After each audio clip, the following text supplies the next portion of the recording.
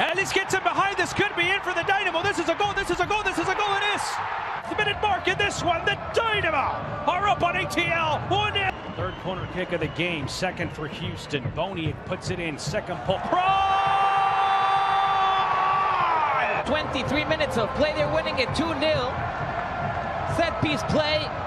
Sender. Manotas, Ellis, inside Wenger has the third. Now the opportunity for Manotas, yes! Goal!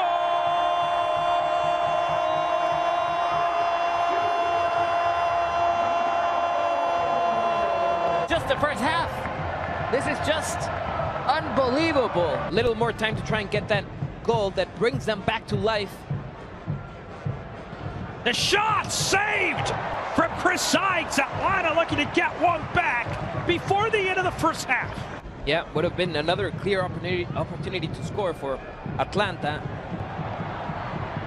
And here's Ellis, goes inside Ellis. Ellis still on there, have it for the fourth. Safe in the back by Guzan. Fourth goal. Ball comes inside. Guzan's able to get there off the winning goes and do the shot. Yes! Jose Martinez brought down in the box. Penalty kick, Atlanta. Timing. Great ball there for Joseph Martinez. Martinez gets there first. And the goalkeeper makes clear contact with the Venice. The second 45. Almiron sets up, strikes. He'll miss it. Sides gets a piece of it and then the post. 33-30. That's it. That's it. That's it, Alex. 92 minutes, 7 seconds. Ladies and gentlemen, the Houston Dynamo have made a statement in week 1 of this 2018.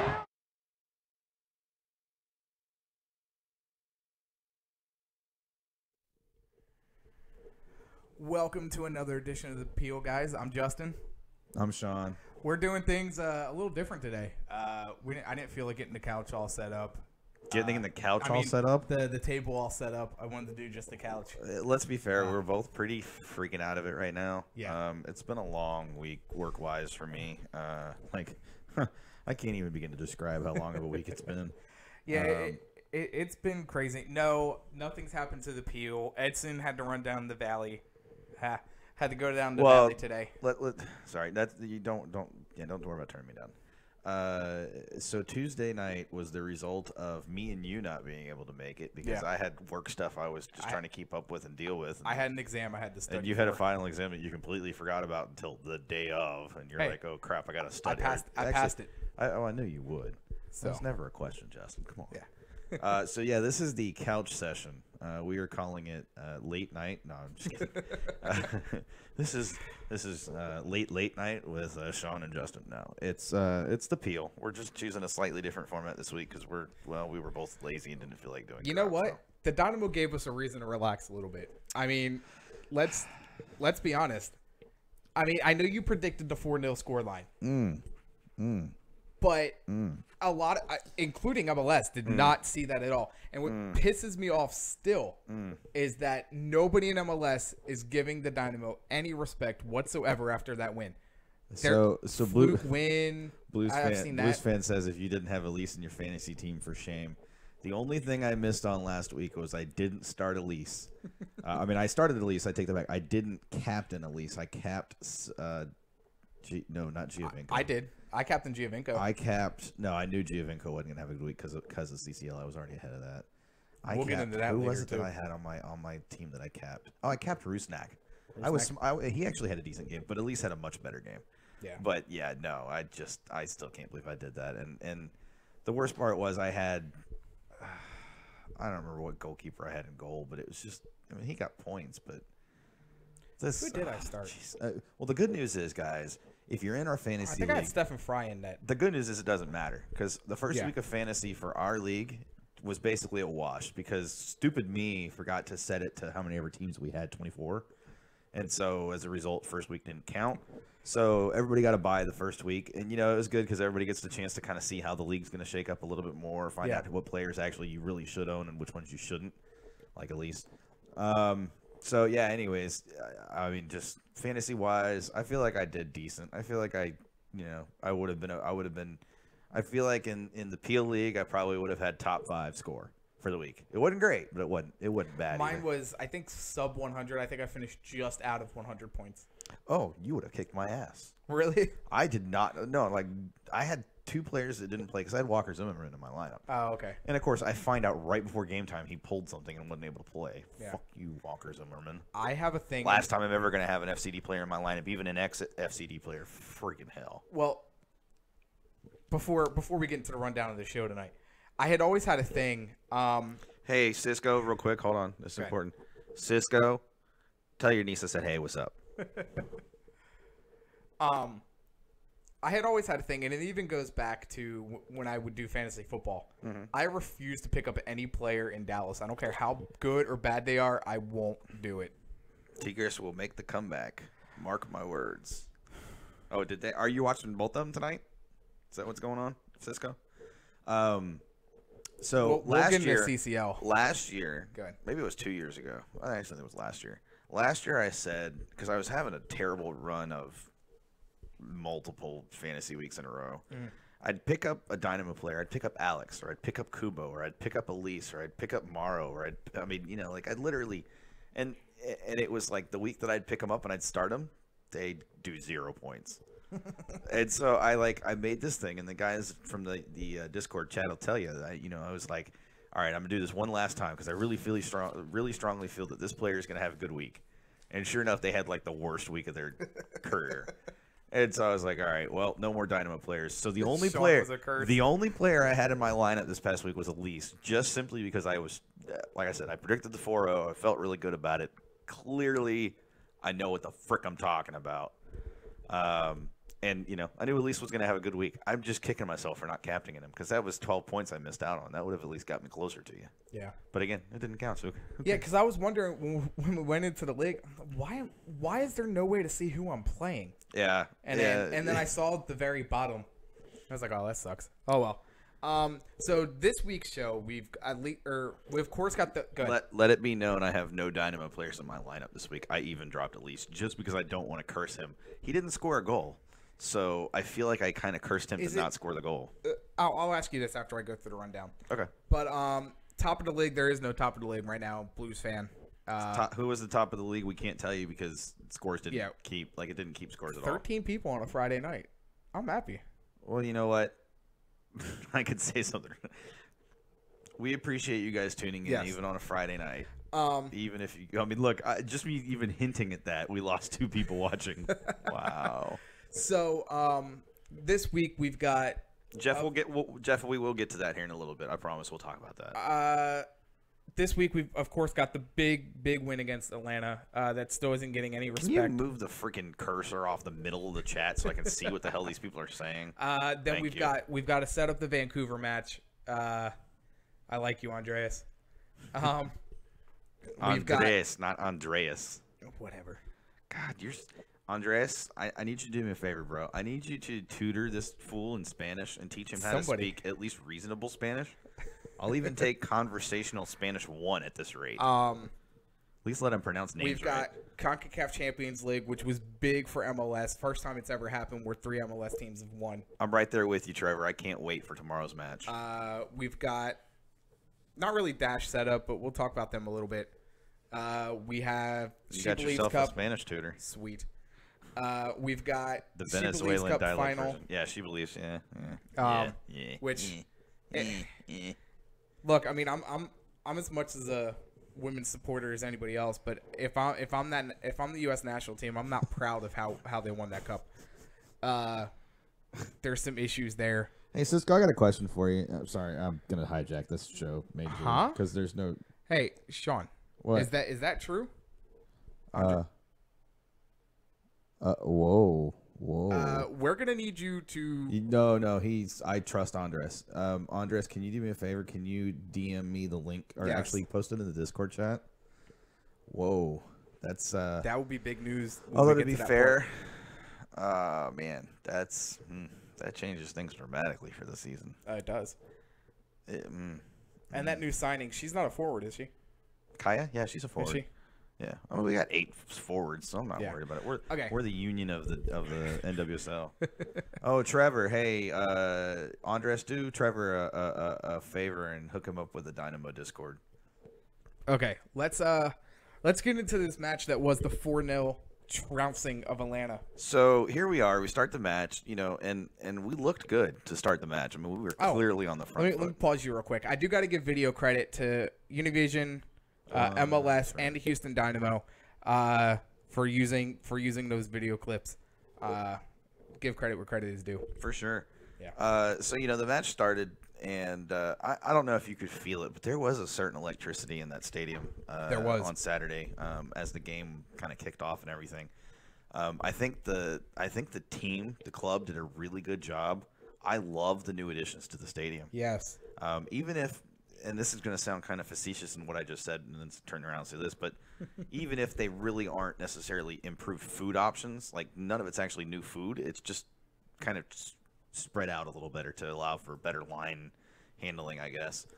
And I ended up walking around the whole stadium and just kind of taking it all in and enjoying it. And I just, they started well. You could, the helicopter twice. Oh, that was fantastic. And just the atmosphere in general, it, like you said, there was something about that match. I can't put my finger on it. But it's funny because your last name's Finger. Yeah, that's why I chuckled. So dumb. Shut up. But even when the teams walked out, I don't know what it was. It was just there was some kind of electricity coming out. So the Dynamo typically start in the opening match. They at home because they never play on the road to start the season. No. They always play pretty well. They may not win 4-0, but historically they've had good starts to season at home. I can remember a 3-0 defeat of New England Revolution here at home to start open a season a couple of years ago, 3 years ago, something like that. Maybe even 5-0, 5-1. I don't know. It was a while back now that I'm thinking about it. But, you just could tell this team was geared up. They were amped up. They were ready. Mm-hmm. You could see it in how they were warming up. You could see it as they were walking on the pitch. Just they were in the moment, but they weren't out. They weren't above the moment. Like it was, it was. I don't even know how to describe it. Speaking of that, do you think this team is starting to take hold of that underdog mentality? Absolutely. Because they got no respect in the offseason. And I forgot who the quote was from. I want to say it was Morrow. Was it Morrow? Oh, it was Morrow. No, you're talking about the one where they basically said the Dynamo dude they're talking on the field. Yeah. That was Morrow. Yeah. It was Morrow. Dude, I was like, Morrow, you're not allowed to leave the Dynamo for anything. That was incredible.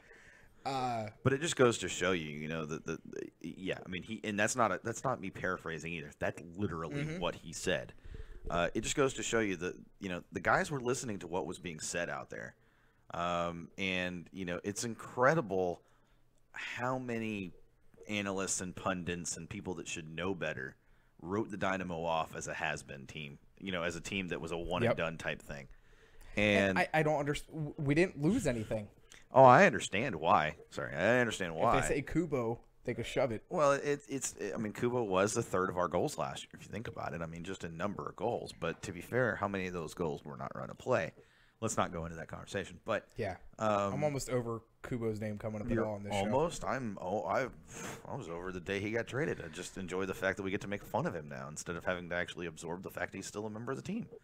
But it's. I understand where the analysts and everything were coming from. The one thing this team is, especially if you like to get into statistics and analysis, and Cisco will like this, is that this team thrives on expected goals. And it's a statistic that Analysis Evolved uses all the time. And it's incredible when you look at the expected goals to how many goals the Dynamo actually score. When they keep their expected goals above like 3 or 4, actually it might even be above 5 per match, they dominate. It's incredible. And it was the same way on Saturday. I mean, we had the same number of shots as Atlanta did. We were just on frame 6 more times than they were. Yeah. Like it was like 8 to 2 on frame. And when you can get 8 shots on frame versus 2 on frame, you got a good shot to win the match. We were clinical in our finishing. Yeah. Absolutely clinical in our finishing this match. So And Atlanta was not. I don't know if you were really paying much attention to the intro video that he had. Thank you. But Almiron missing a PK. Are you kidding me? Oh. 9 out of 10 times, though, he's going to have every keeper beat. He is. And, Sights went the right way. And I from what I understood, according to people that were closer, he got a touch on it. Yeah. And that's incredible. And I mentioned it a few minutes ago, right before we really came on air. I liked seeing Sights so geared up and amped up for this match too. Like, he has bought wholesale into this team and into this club and what we're about. I'm curious to see how his emotions are against Dallas. Oh, it's gonna be so, because he got the back seat on that dude, and it's not that. Yes, Joseph Martinez, not Joseph Martinez. What's his name? Jesse Gonzalez. Yeah, the other J. Yeah. Guy. It's not that he's not a solid keeper. Why do you keep changing back to this? We should be looking at chat. Well, I was gonna read the lineup. I could have told you the Dynamo lineup without looking at it. Well, I wanted to look at Seattle or Atlanta's Seattle's lineup. I mean, if you're still in last year. Yeah, I know. Chris Sights was signed as a free agent. I know we didn't have to trade for him. All hail Matt Jordan and his genius, just in terms of salary, budget, salary cap, and MLS contracts. I mean, the guy is unbelievable. But and yes, Sights is incredible when he responds to FC Frisco trolls. Oh, I love it. You want to go ahead and do Atlanta's or Houston's lineup? I'm gonna close my eyes when I do it. You had Sights in goal. You had I'm gonna start at the right back position. You had Kevin Garcia. You had Adolfo Machado. You had Felipe Senderos. Goat. Dude, that was incredible. And you had DeMarcus Beasley. Then DM, you had Cabezas. Godspeed, young man. And then above him, you had Alexander. No, Alexander. Yeah, he did start this match. Alexander. Okay, I had to open my eyes because it was bad. Alexander, and then you had Elise Garcia, Boney, and Andrew Wenger, and then Manotas atop them. I'm going to say this before we go to Atlanta. The one player that I could have done without, and I'm glad that we only have to deal with, really that match until Tomas gets another red card, was Boney. Boney, to me, felt like he was out of place. He was a step slower than everybody else. His vision was fine. Like, he was able to find passes. Do you think that's age? Yeah, because he looks a step or two behind. He looks a step slower, and if you watched when he would get possession of the ball, I think part of it too is also teams have a lot more film on him now. They know that if they can pressure him, if they can get to him quick, he's going to cough up the ball, and he did constantly coughed up possession. I was watching real close because it's something I've noticed before, and so I just feel like even if Tomas maybe isn't as fast as. I didn't even turn it up so loud. I mean, you could have just put it up next to the freaking microphone. It's like Edson's here. Yeah, I'll play it after this. So if anybody's wondering, Edson's currently driving to the Valley right now, so he's sending in voice chats. He said something about Almiron, but it's Butters, so take it for what it's worth. So let me ask you this: out of all the players that started this match, I'm starting with starters. Which player surprised you the most? It's not.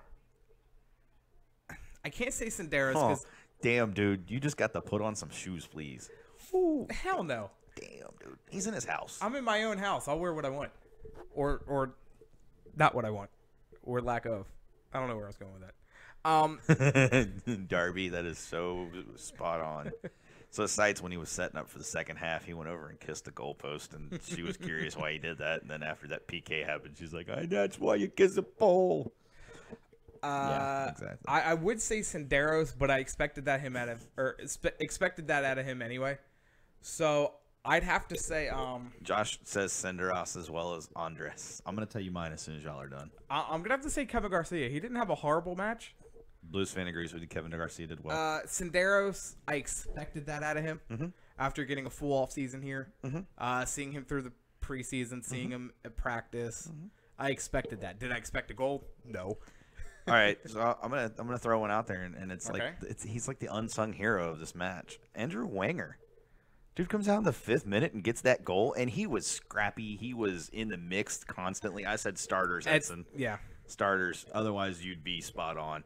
Probably my biggest overall surprise would be Saren and how well he slotted in for Cabezas. I feel very good even with having to go with him for a few more weeks. So let's go ahead and do Atlanta's lineup. I think now's a good time to go ahead and do that. You did have the hopefully former U.S. men's national team keeper Brad Guzan in net. What a howler of a match. Greg Garza, who I also hope is no longer playing. Perez. How do you say Laurentowicz? Laurentowicz. I was close. Laurentowicz. Escobar, McCain, Nagby, who I totally not McCain. He's not 60-something, 70-something years old in the Senate. McCann. I did actually forget that Nagby was traded there. It totally slipped my mind, and I didn't realize. Yeah, until I when went back and watched the match. It was just, well, no. I realized when I showed up for the match, I was like, oh wait, they got Nagby, don't they? And he was non-existent. He's not a DM. He should have never been slotted in there. No. That was I don't know what Tata was thinking. That was the talk too. From the post game stuff is you didn't play him in his native position at all. Yeah, and then you wondered why he struggled. Almiron, who.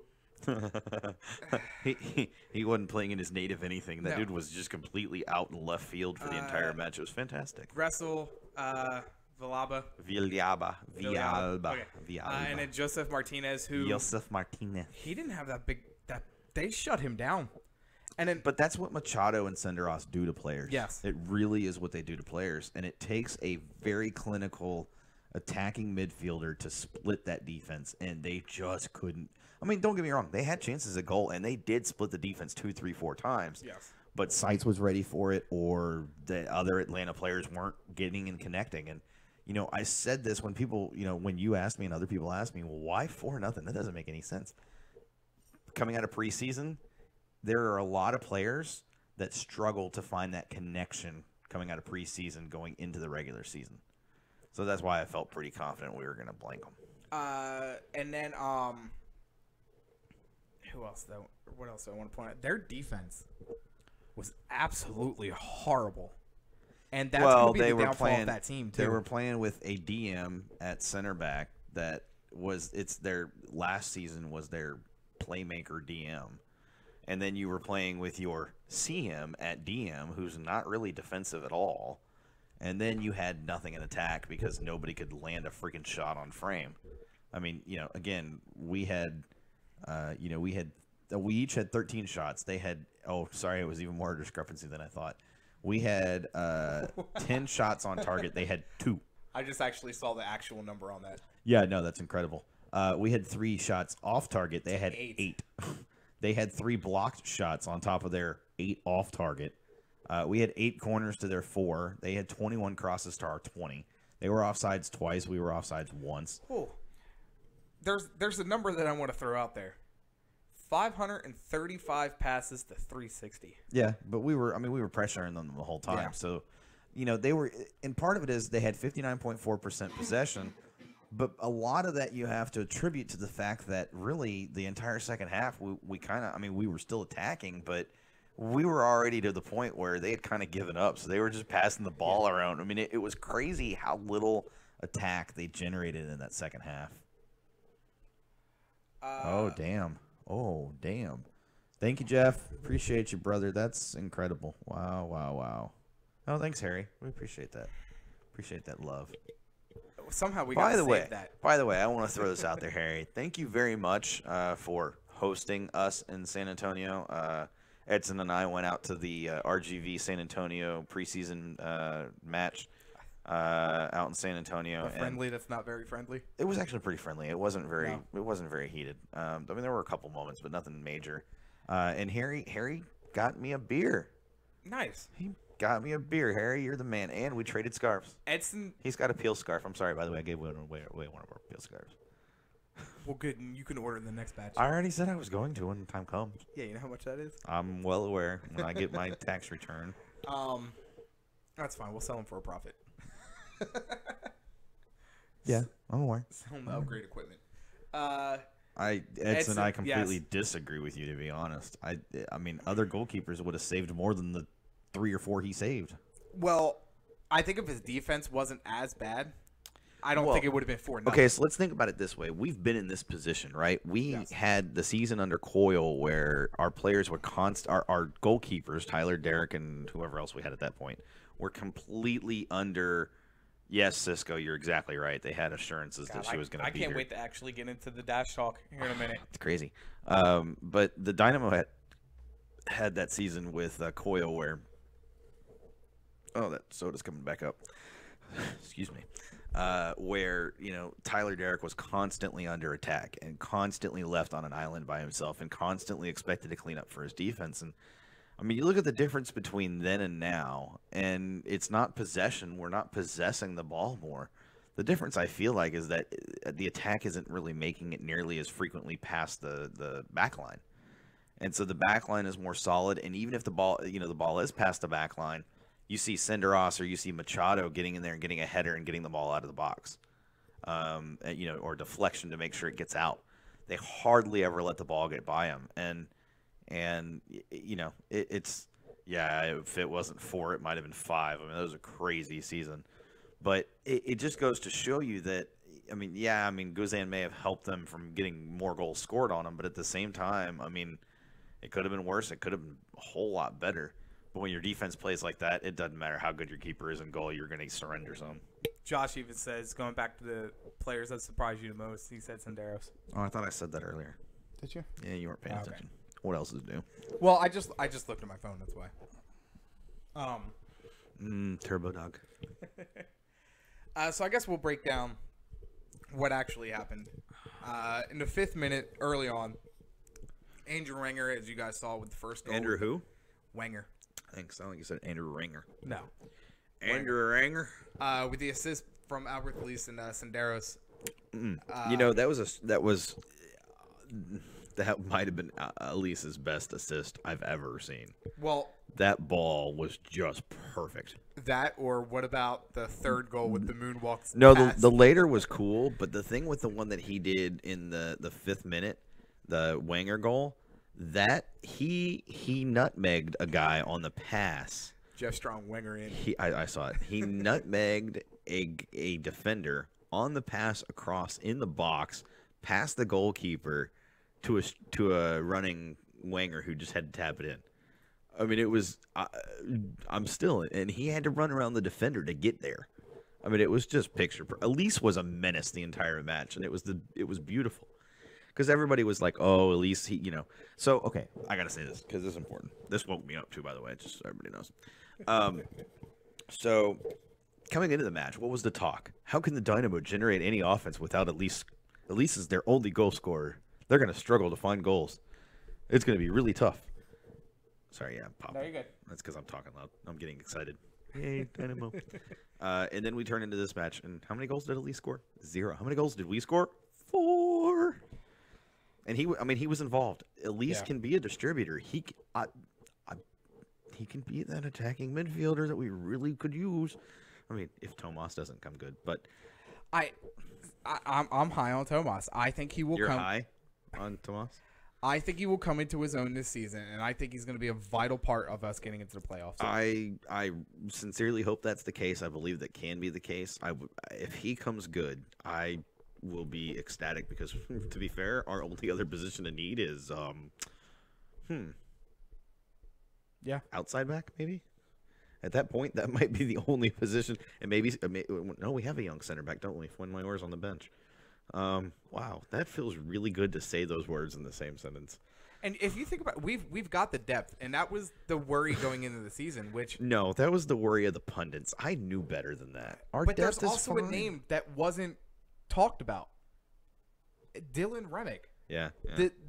I see if Beasley's production goes down, Remick better get the start. Remick showed it last season. He honestly deserves it. To be fair, that's going to be a rotation, and I'm starting to see more that Beasley still has it. He does. That was his play was incredible. He had a few of those veteran moves at the end that were great to see. Darby, I need every. Cisco, you're not wrong. You're not wrong, man. That hurts me to say that, but you're not wrong. Also, we're not going to comment too much in the chat. We'll talk about the chat on air. But Darby says, I need everybody to work as hard as Elise as he worked for them last week. Oh, yeah, you're not kidding. At least wants a freaking goal, man. You could see it. I mean, he just so badly. But to be fair, the fact that he's as unselfish as he is, I mean, he could have tried for goal instead of passing to Wenger. Yeah, because he had position on the keeper. I mean, he could have tried for goal when he did that. Cisco brought a funky little. Cisco brings up a point. At least tried hard to get Ramel a goal. That cross. Yeah. I mean, it was perfect, and Ramel just didn't have enough to get there. But I just don't. He was a step behind that pass. He was, but that also comes from not having quite as much preseason time together too. I mean, Elise was just on another level, and here's the thing. I mean, he's on another level, and it's the first match of the season. Mm-hmm. I mean, this guy is going to hit a level that and I've said it before. I think he breaks the goal record. There's something I want to bring up, but the Dynamo goal. I want to go cover the goals again, or not again, but finish with the goals real quick. 23rd minute, Felipe Senderos with the header. Yeah, continue and finally get through them. Yes, with the corner from Boniak. Perfectly set up. It was beautiful. That header too was just it was magnificent. And then 27th minute, Mara Manotas with the assist from Andrew Wenger and Albert Felice. I'm trying to remember. Which one was the goal that Brad Guzan put back into play? Was that the... That was the Sarin goal. Yeah, that was the fourth one. In the 45th minute. By the way, 7 minutes of stoppage time. I saw that, so I went over to go talk to Julio. I felt bad for Atlanta. 7 minutes of stoppage time after you just surrendered 3 goals. It was like, are you kidding me, man? That's terrible. And then really the only other thing that really stands out is, yes, Atlanta got 3 yellow cards, but Chris Seitz getting one in the 61st minute for time wasting. Whatever. I'm fine with it. It was well earned, and you know what? It's a veteran move, and I'm fine with it. I mean, we've got Willis backing him up. If he collects 5, I'm not overly worried about it. As good as he looked, you know what? Time wasting. Play the veteran role. 7 minutes of added time. Crazy. So I went over to go get my season tickets from Julio, and I'm like, why isn't the whistle blown yet? And I walked out there and I saw 7 minutes. I said, are you kidding? That's not what you said. You forgot the word you said in there, I'm sure. In case you guys don't know, the F word is my secondary favorite word to say. That's because you're from Philly. That has nothing to do with it. Philly is F word for Philly. That's true. That was stupid, but whatever. I mean, it's a valid point. It is. I also just can't get over how my shoes need to be washed. Wow, that's pretty bad. Atlanta's defense looked horrible. That wasn't against you. Just ignored that, too. That was awesome. Atlanta's defense did look horrible. Guzan looked still out of place. And then there is big news that we do have to cover. Well, okay. Go ahead. Bezos did leave early. I forgot when he actually got subbed out. It was like the 12th minute or some ridiculous number. He did get subbed out or something. I don't know. For oh no! It was, you know what? It was the 22nd minute because I was watching the replay of this. So the reason I watched the replay, actually, I wanted to see something because I'd kind of thought maybe I missed it. So on the pitch at the time that he came up and he actually motioned 15th. Okay, so it was earlier than I thought. He motioned actually for a sub prior to going down. So he did the whole rotating the fingers thing. Like he knew. And so I knew because it was non-contact. He hadn't made any major stretches right before that. It looked like it was probably he just pulled it maybe like early in the match trying to catch up with one of the fast, maybe Joseph or the Almiron. Yes. But at the same time, it wasn't. He didn't look like he was in tremendous pain. No. He just looked like he knew that he wasn't going to be able to be 100%. And to me, that's a smart player because there are players that will try to play through that. And don't get me wrong, it's all about playing through injuries. But at the same time, when you have a backup like Sarin who came in and played remarkably well and got the goal, by the way, fantastic goal. Yes. It wasn't the fact that he cleaned up that goal. It was the fact that he made the move the way that he did to kick that ball, like a sideways bicycle kick almost. Oh, it's fantastic. I haven't seen that much since Rico. That did happen in the 15th minute. Yeah, it did. Sadly. Something else that was pretty cool. 68th minute, Arturo Alvarez comes in for Andrew Wenger. Oh, what an ovation he got. Oh. That place was rocking. Oh, I was, well, to be fair, when you have 4 goals leading up to that, I mean, everybody was cheering for him to get a goal. Could you imagine if he got a goal? It's going to happen this week. I think so. We'll go into our predictions here in a little bit. Yes. I still haven't settled on a scoreline yet, but I have. I settled on it in Discord chat a couple days ago. Or actually, earlier today. I don't remember. 1 and 2. They claimed 20. almost 21. Well, 20,000. 20,377. Yes. You can just say it. It was fairly full. It was yeah. Good. It was good crowd turnout. Very loud. One other thing I do want to touch on. So there were a ton of Atlanta fans, pretty much sold out. I want to say there are a lot of tickets. Yes. Very loud, very passionate. There no were problems with them at all. There were probably at least 100 of them. Oh yeah, easy. And they were, you know what? And I said this before the match to I don't remember who it was, to that. Man, they're louder than our supporters at this point. You know, and this was before the match, before our supporters really got in and got loud. I'm not touching on our supporters. But it was. I hope Chris Cameron's not listening as I'm sitting here ripping TA kind of. No, I mean they were loud, and maybe I tweeted this, maybe I said this to somebody, but this is exactly what I want to see in MLS. Yes. This type of supporters culture that'll go out and support their team. And loud, but not obnoxious. You know what though? But it was like that across MLS. I saw a decent amount of away support everywhere week one, which is good to see. Yep. But there's a but to all this. Well, there was a but in the middle of the Atlanta supporters group, but that's what you're about to get to. So yes, Diesel. Right. So I sit in section 130, 2 rows off the pitch. Things are going great. Of course, there's some chattering. Second row seats, by the way, are the best. Yeah. You know, there's some heckling. Go back to the freaking YouTube chat while you're talking. There's some heckling going back and forth, you know, and Diesel jumps up on the Diesel, you know, to pump up the crowd, and he's motioning the Atlanta fans too, just trying to get a rise out of him. Some jackass throws a beer, full beer, at Diesel from the Atlanta supporter section. Now, any other time I'd have a problem with an away supporter section. I just have a problem with that one. And here's why Atlanta... How they responded was why Atlanta gets props. As soon as it happened, all of them turned to that one fool. And it was like in unison in mass. It was crazy to see. I was like, what is this madness? The kick him out chants. And then, of course, the Dynamo supporters start getting into it. And they finally made him leave. Yeah. Security got over there. It took him a little while. Yeah. But, yeah, dude, it was... Props to them for calling out one of their own. Because if you want to be able to travel like that and get a good reputation, yes, be loud, be crazy, be hardcore. But don't throw something at a mascot. Police yourself. And if someone does, because they're drunk or they're dumb, whatever, police yourselves. You know, make sure that everybody understands what your rules are and what your expectations are. And if they're not living up to them, then kick them out. That's exactly what you Cisco brings up a point that plenty of time-wasting cautions were handed out this weekend. MLS as a whole this season. Yep, and he said that too. Is definitely putting. There will be a lot more stoppage time. Will probably be higher this season than in years past, simply because of the emphasis on time wasting. And not just that. And Cisco made this point to me while we were sitting there talking during the match. Every time, and actually he made it because the guy next to us, Nick, you know, he was calling it out every time. Every time Atlanta supporters would start the "We can't hear you" chant, they'd get their asses scored on. It was great. And so at the end of the first half, I don't think we heard that chant after that first half, did we? I think they kind of shut up after that. We're like, oh, whatever. Okay, fine. I failed to do it at the half-an-hour mark. But if you guys are watching, please share. Please go ahead and like this video. You can catch us every Tuesday, 7 o'clock. Brutus is here. He's laying here. He's sleeping. Passed out. Oh, dude. I wish I was Brutus right now. God. Right? Don't worry. Not once. They stopped. They knew better. They were like, oh, man. But we want to grow this, and we can't grow it without your guys' help either. So definitely like and share this. Yeah, we want more couch sessions, too. Yes. It's a pretty freaking nice couch. I mean, so I wanted to ask this to Cisco, and this is totally not Dynamo nor soccer related, so I apologize for interrupting your regularly scheduled Dynamo podcast.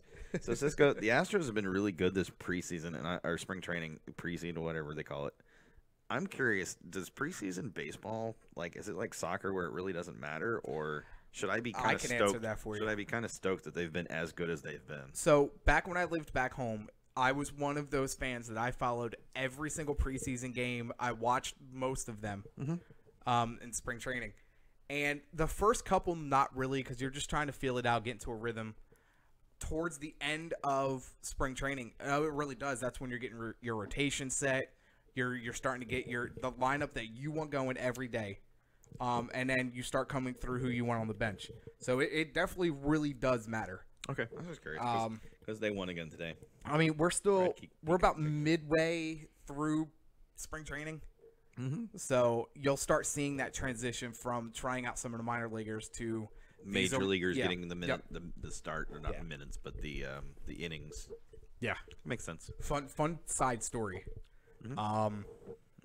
First week of training for the Phillies this year. God, I can't remember his name. This younger player they brought up. Kapler tells him, "Hey, chill out on your swing. You don't need to be swinging for the fences this early." Next time up comes up and hits his rental car. Damn. That's great. I love how that was a Philly story. Go figure. I don't get on you for talking about where you're from. That's because everybody mostly in the chat is from the same place.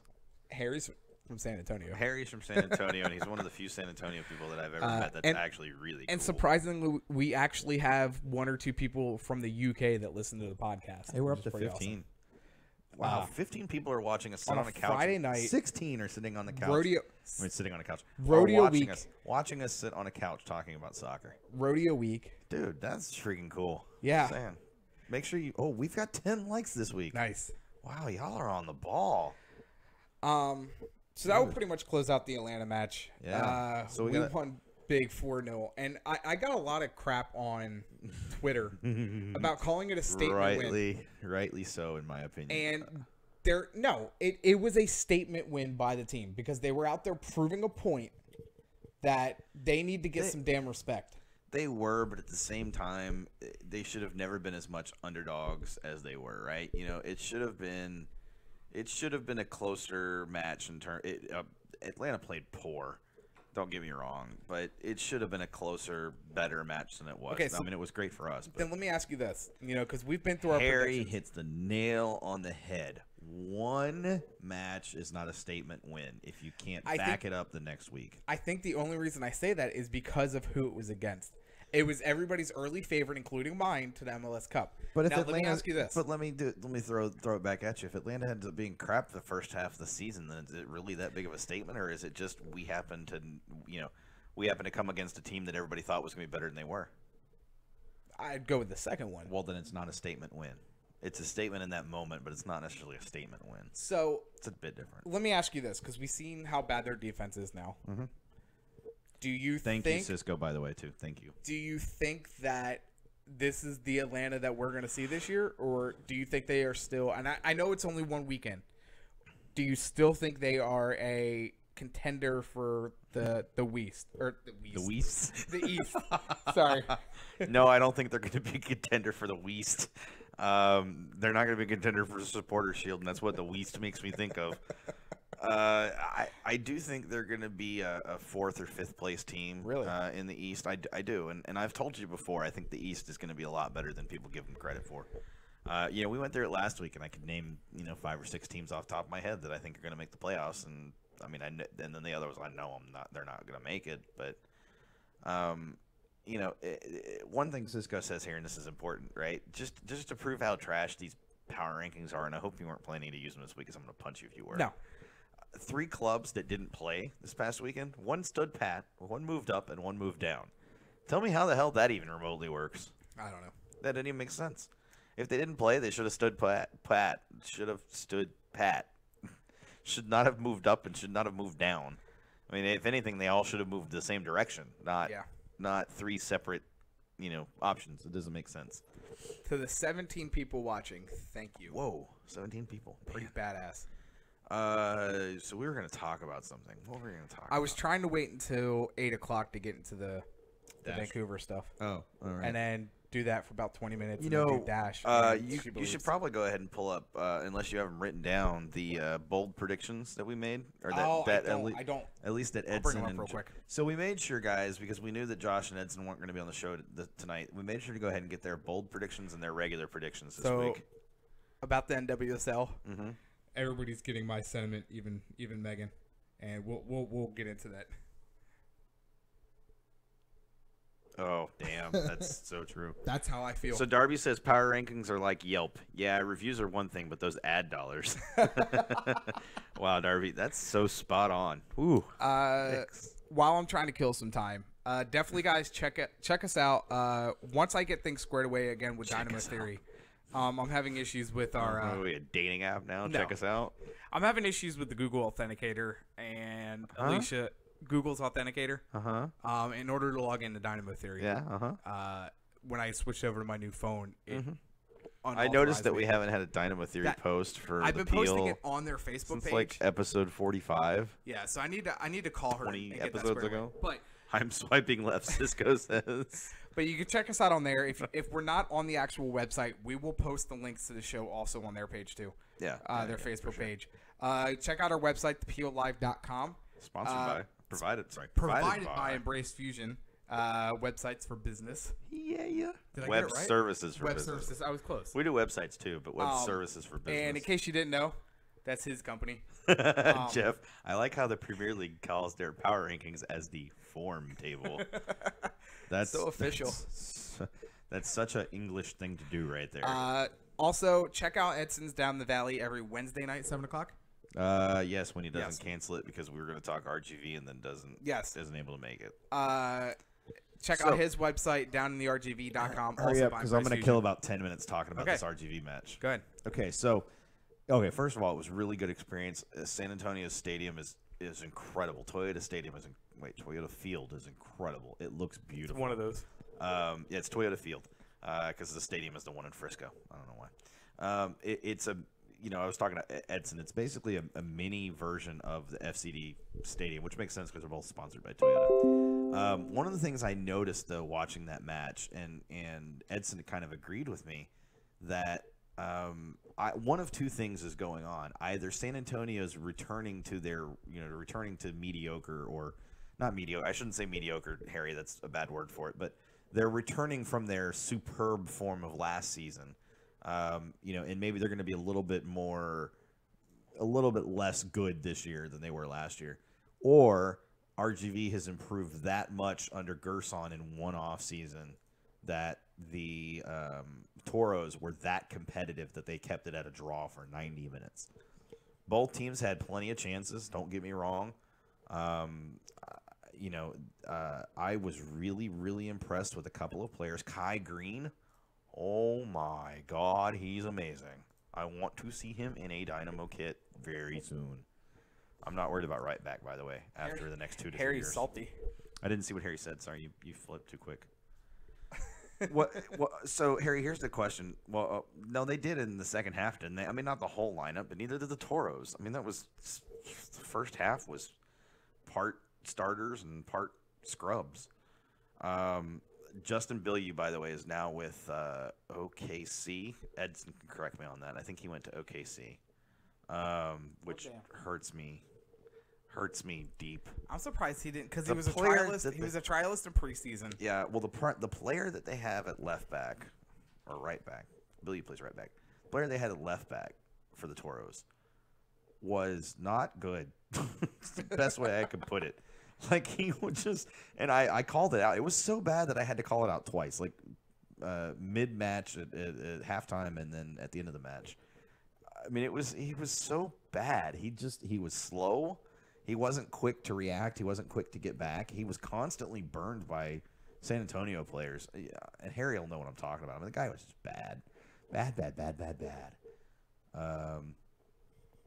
Okay. So Harry says this was supposed to be their dress rehearsal, and the only times the fans actually got to see the game.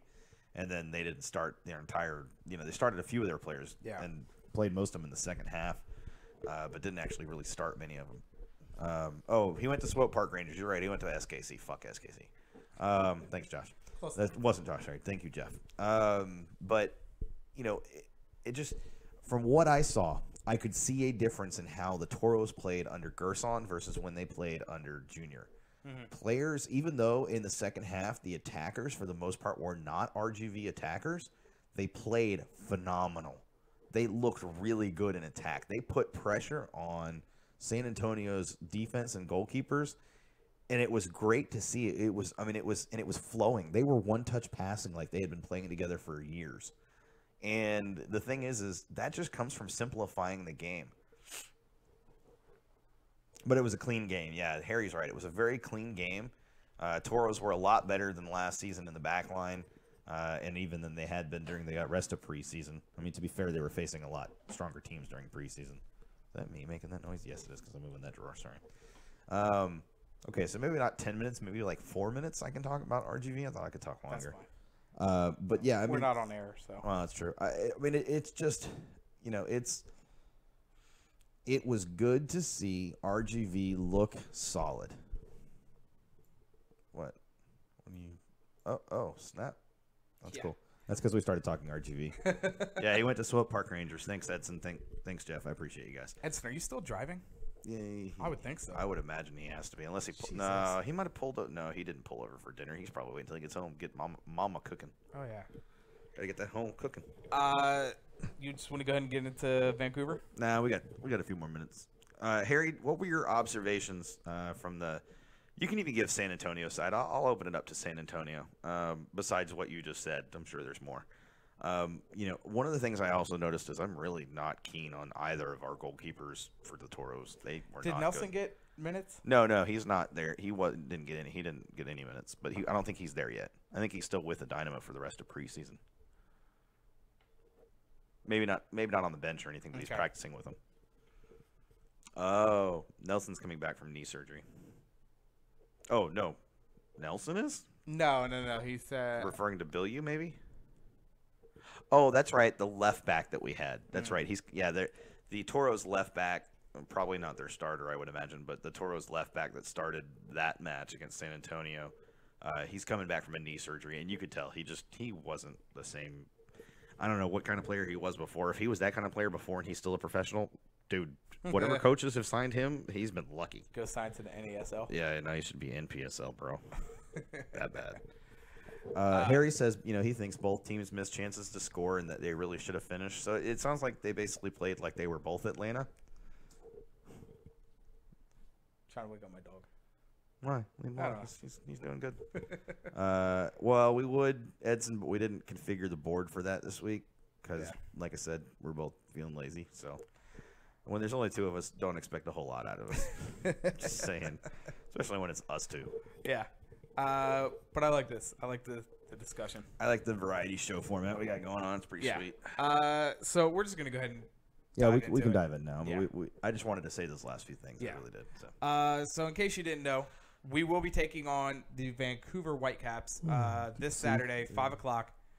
5 o'clock. The match will be on Cube 57 and MLS Live. You can catch it on the radio at 6:10 a.m. or a.m. I said a.m. You said a.m. 6:10 a.m. It's also on the radio.com app as well. And that's also 10:10 a.m. Weather at kickoff, I'm going to start doing this too because there's no reason for people not to come. Yeah. What?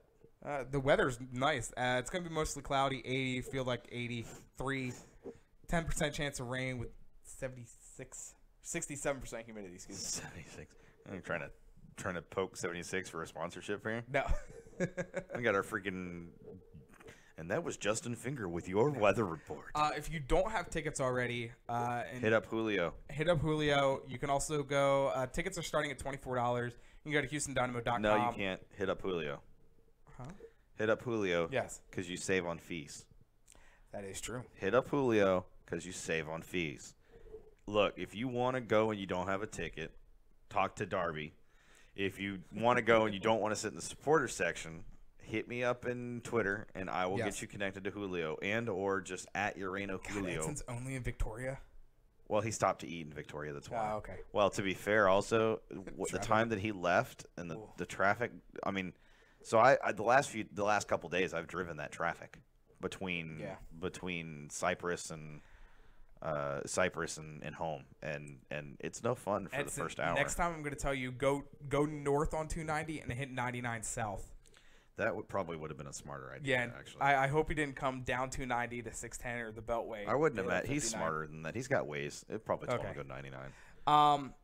Damn, that's what she said. I don't even know what he. Oh. That's good. So everybody knows. Darby says she does have an extra ticket if you're willing to stand and cheer in the supporter section. If you are not going to stand and cheer and you take that ticket, Darby's going to smack you upside the head, and I give her permission to slap whoever takes that ticket. Speaking of Darby, I heard a little rumor that you are in TA's board now, And if that is true, congratulations. Oh, congratulations. Sorry I picked on TA earlier unintentionally. So I have a coworker of mine, and I was telling you about this earlier. I found out that one of my coworkers who, during this special conference thing we did for our users for our software, found out he's a huge Dynamo fan, and he's part of TA. And I was like, I had no idea. And so now he's like, hey, we got to meet up before a match. I'm like, you're absolutely right. We do.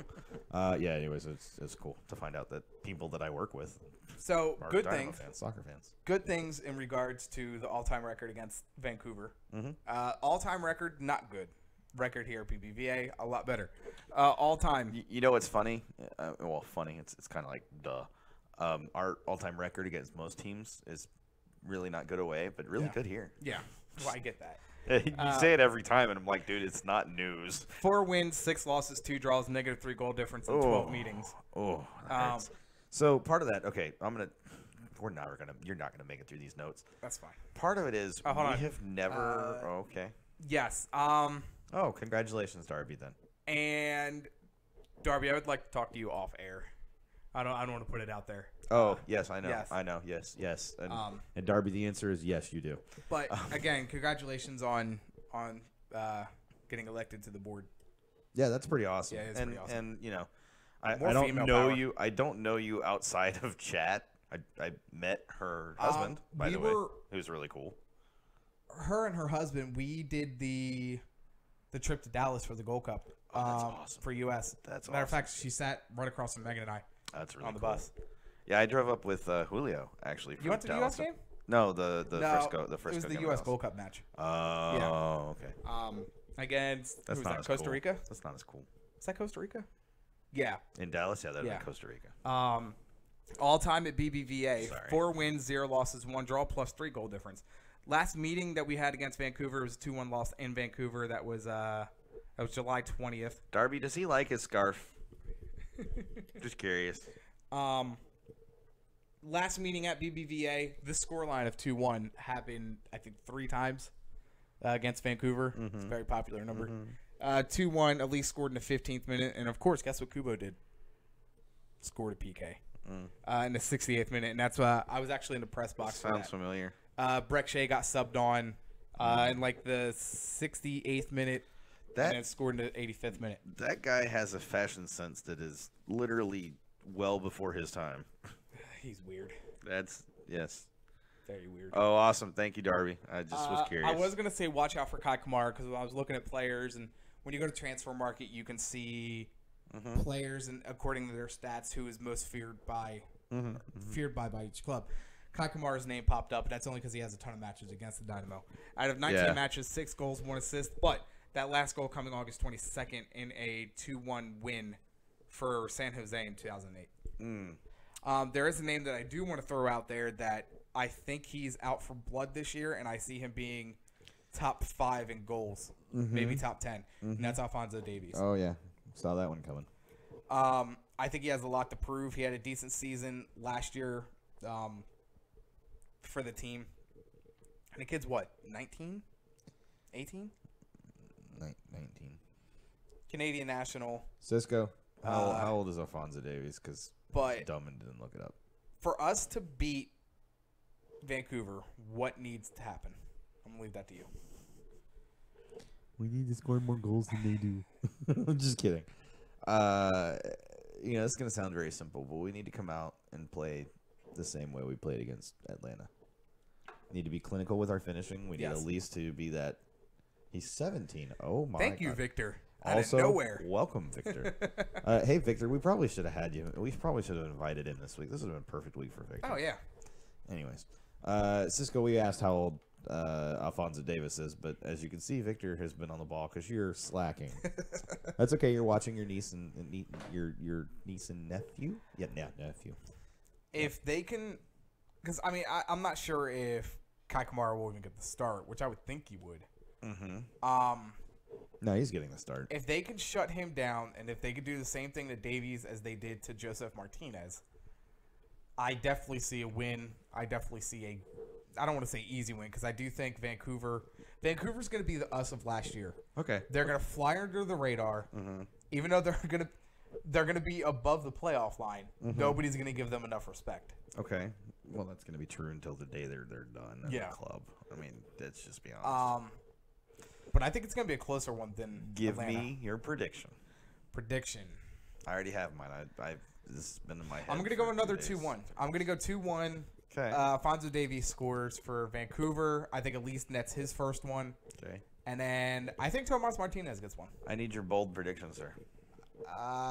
Next question. Nope. I hadn't had time to think of one. Okay, you've had all. You can come back. I haven't had time to think of one, but I knew it was coming for the entire day. Okay, so actually, you got to switch over to Facebook so you can read their predictions. We need to read those now. It's time. I just pulled up on my phone. Oh, that's true. Okay, so while he's doing this, just so you know, Josh, I'm not stealing your prediction. I've had this. You can ask those in Dynamo Discord. I predicted this a couple days ago. I was asked, what scoreline this week is going to be after I called 4-0 last week. Everybody's like, we got to know what the scoreline is going to be. I'm calling 3-1 this week, and the only reason I'm calling 3-1 is because I think Alphonso Davies is unstoppable. I originally was going to say a Kai Kamara goal, but I'm like you. I don't see that happening. I think I know Machado and Senderos are up to taking care of him. Speaking of Kai Kamara, real quick, and I said this off air, I didn't realize how many teams he's played for. Well, he's old. He played for Norwich. He played for Middlesbrough. Yeah, both times getting loaned out from SKC. Yep. And while they were still the Wizards. Yep. I can't believe he's that old. I can. Sorry, everybody. Josh, his prediction, 3-1 Dynamo. His bold prediction was Tomas getting a hat trick. Well, actually, his bold prediction was Kubo scoring the other goal. No, see, he did that after I messaged him, and I said Kubo scores all 3 goals. It was a joke. Okay, and then Edson's, please. Edson's. I didn't see his. So there's a new rule for the Peel that whoever predicts the correct score, the next week they get to give their prediction last. I already gave mine, but they had already predicted Edson first, 2-1. 2-1. So we got 2 2-1s and 3-1s. So we all feel very confident going into this, clearly. Edson's bold prediction, MLS pundits give Houston the credit they deserve. See, you can predict that all year long, and it's never going to happen. Even if we win 17-0, they'll still be like, oh, that was just luck. Yeah. 17 times they got extremely lucky this match. That won't happen next match. Watch. Hey, Cisco, what's your prediction? I'm going to go back. Why are you going back? What do we need to look at? Because we didn't go over the scores yet for last week. And I was just bringing it up so it's there. Well, okay, yeah, that's cool. Cisco, we're waiting. I'm going to Jeopardy tune you if you don't hurry up. Vancouver is coming off a 2-1 win.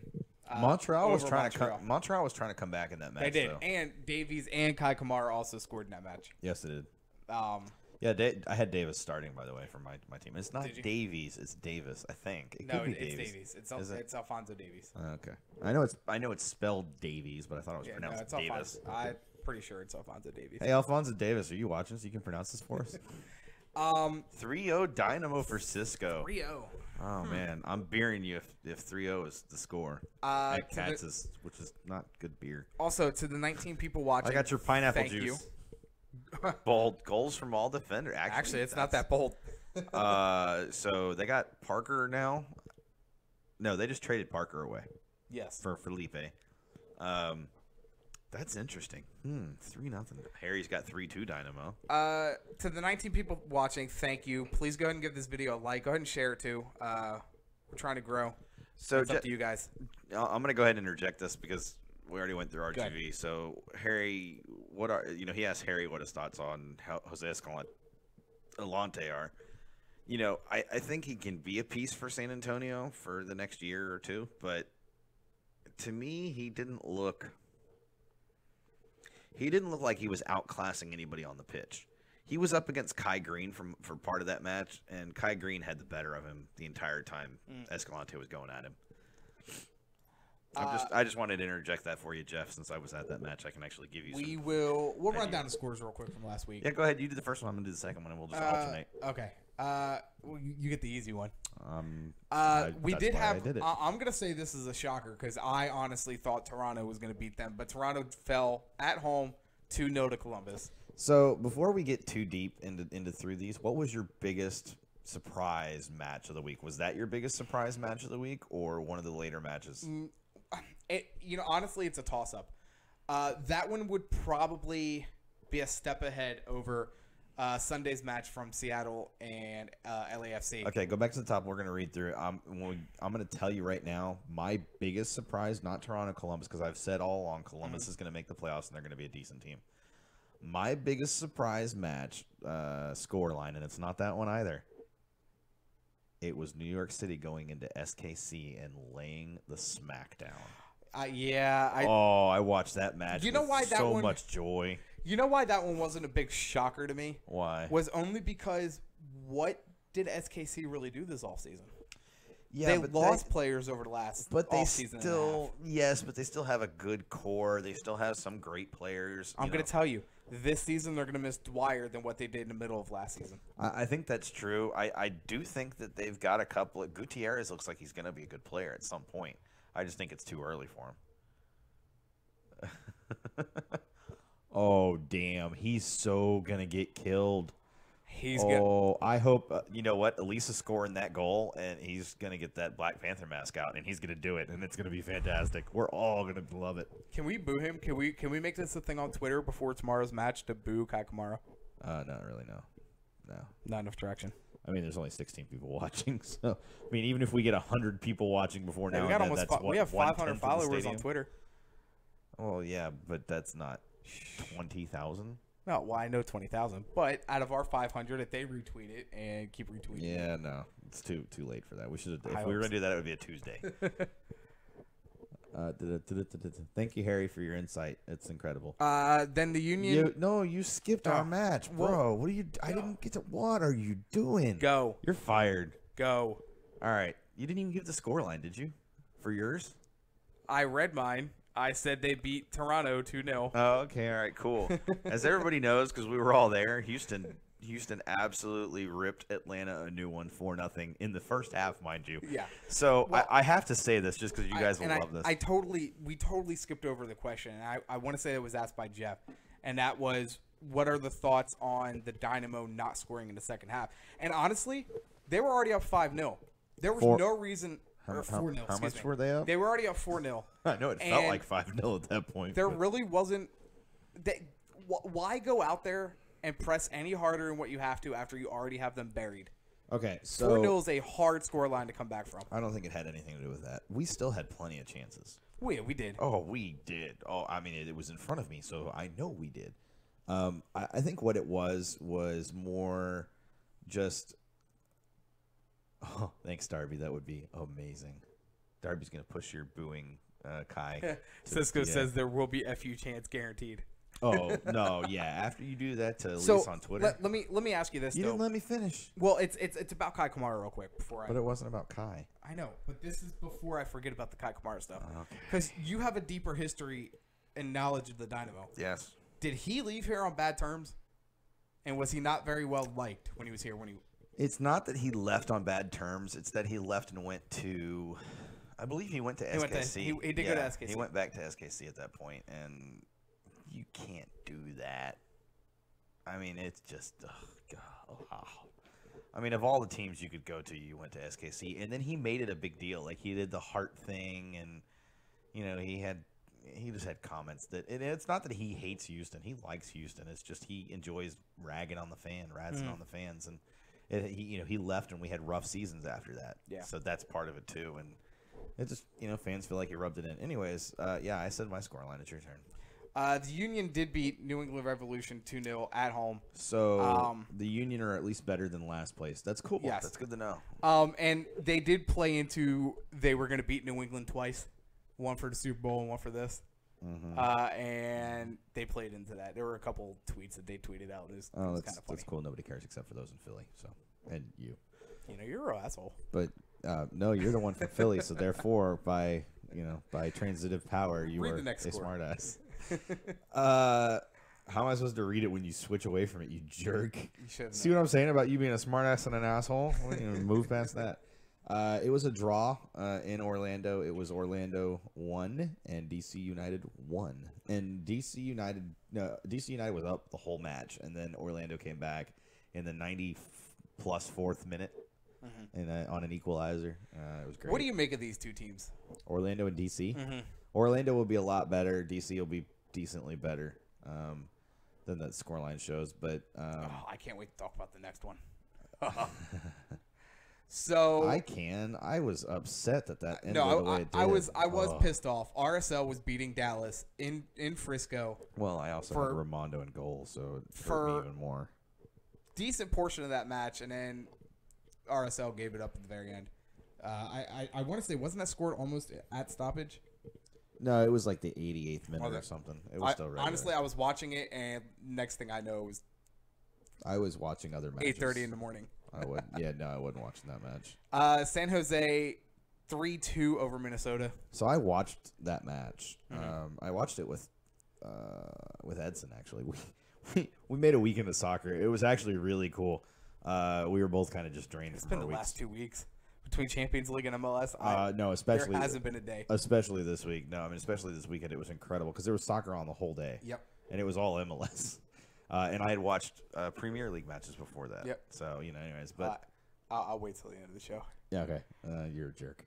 You need to talk about. I didn't watch it, so I don't know. I actually didn't see any of it. Just so you know, I still haven't even seen highlights. You won't want to. Took them. I haven't set a score line for like 3 matches. It's fine. Anyway, so we were watching this, and Husin is a damn good player. He is going to be a very good player. I mean, he's been a good player since last season for San Jose, but he's going to continue to be a very good player for them. And I think he's going to make Wando a thing of the past. And in a few, in the next year or two, they're going to forget about Wando. And it's kind of. Is this Wando's last year if he breaks the scoring title? It might be his last year, even if he doesn't. To be honest with you. I know he enjoys playing soccer, but I think he's to the point where he knows he's kind of getting up there. Yeah. Anyways, you can read this one since you read the rest of them. Atlanta FC did go into Seattle. Which I'm sorry. Very hard. Who went into Seattle? LAFC. That is not what you said. Did I say Atlanta FC? You did. I'm glad you at least realized it. LAFC did go into Seattle and beat Seattle 1-0. In Seattle, no less. On turf. I'm going to say something that I'm going to eat my own words because I expected this to be a dumpster fire in LA. I got to give credit to Bob Bradley. Vela and Rossi look like the real deal in MLS. Rossi right now Rossi looks like he's going to be gold. He's incredible. Yes, Cisco. So we'll get to that. Let's finish this up, and then I'll get to rub it in. Yeah, exactly. Can I read any of these, or are you just going to read them all? I was going to let you talk about them, and I would read them. Oh, that's fine. I'll be the analyst because God knows you're not. Why are you still on this show? Hey, you want to switch back to the thing real quick, and I'll tell you? Vancouver 2-1 over Montreal. I didn't watch this match, I'll be honest, because it was on TSN, and there were other matches on at that time. Yeah. But I was following it, and... I've already said it. Vancouver's a legit team this year. I mean, you've said it. They're kind of that underdog. I don't even view them as an underdog. I view them as a team that maybe they don't get they're Houston. They don't get the credit they deserve, but they are a good team. They're built to be a good team. I'm curious about their back line, which is why I think 3-1 is a fair in Canada, result. It's all about Montreal and TFC. It really is.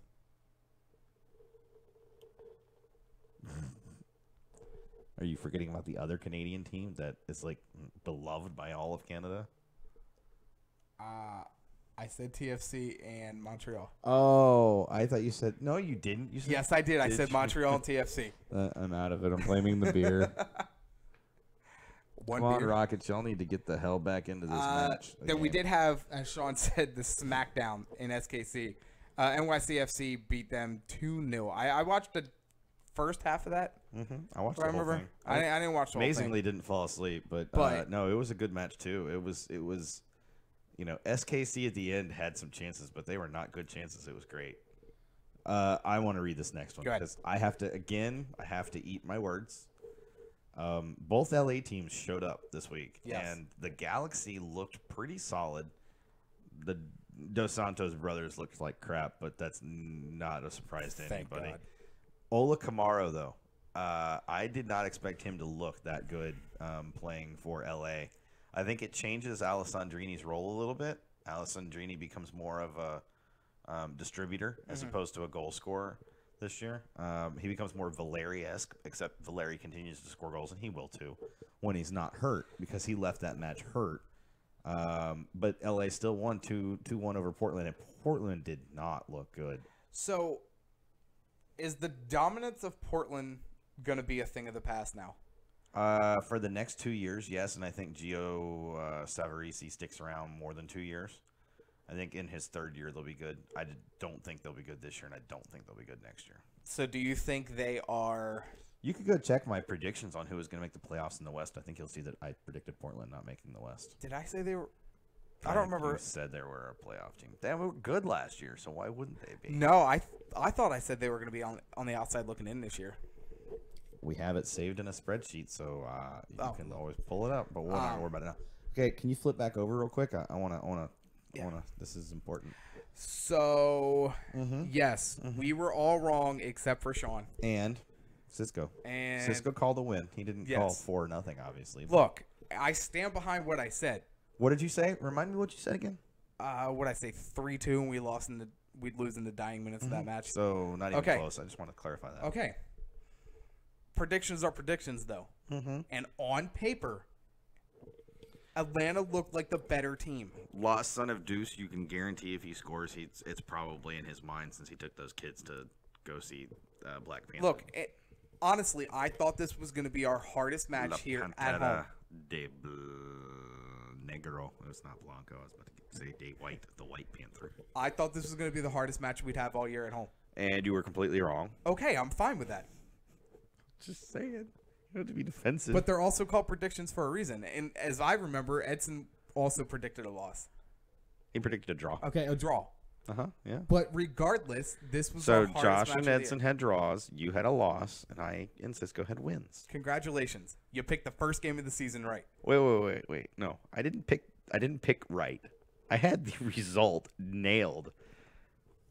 The result nailed in a match that nobody else in this country had set for that scoreline. Light shines on your ass every once in a while. Nobody had that predicted. And all I'm gonna say is this right now and right here. If I come in next week and we have won 3-1 after predicting it this week, and I predicted it on Tuesday because the guys can talk about it from the Discord chat. If we win 3-1, I am betting everything at Las Vegas on matches this season for the Dynamo. Because are you kidding me? Look, but I honestly, had no business winning. I had no business getting that scoreline right. Even MLS, even ESPN.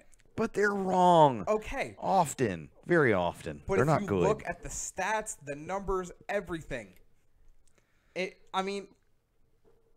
Yes, there are sometimes the underdogs win the match. Atlanta, on paper, going into the season, was supposed to be a playoff contender. And that's why they play the games. Congratulations, Sean. Probably broke my mic.